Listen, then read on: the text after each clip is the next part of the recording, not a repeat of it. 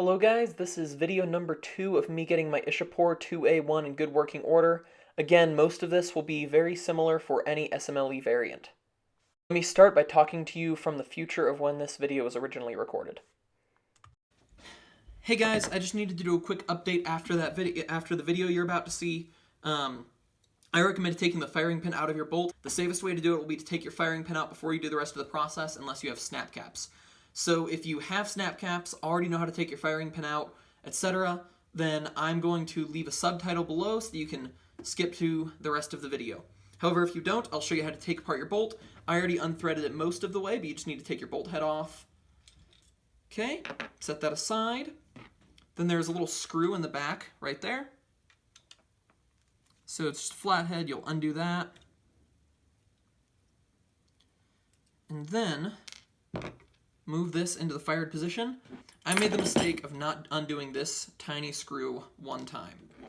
And because I tried to force it, thinking that it was stuck, rather than taking out the screw, I need to get extra grip on it. So undoing that screw is really important. Okay, now that I have it started, it'll be good. Just the beginning there is really tight. All right, now the rest of the way.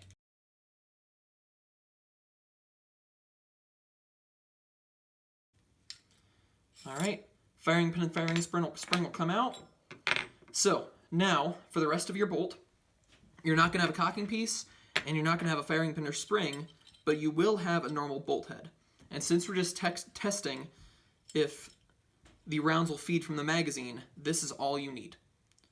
As you'll see here, my rifle doesn't like to feed from the left side of the magazine. The right side works fine, but the left side does not pick up the round.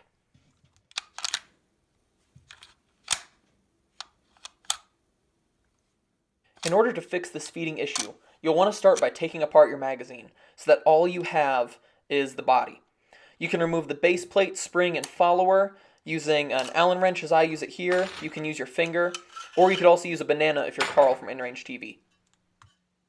I like to start any project like this by covering any metal tools I'm using in painter's tape so that it doesn't mar the surface, especially if it has teeth like these needle nose pliers. However, what I actually ended up using was an adjustable wrench, or a spanner as you call it in countries that haven't faked a moon landing yet. I tried to get a picture. Basically, the issue is that the reared feed lips on my magazine, the front left side angles down a little bit. As I said, pliers don't work. I tightened this adjustable wrench down to where I wanted on the metal so that I could bend the piece really easily, and that worked perfectly.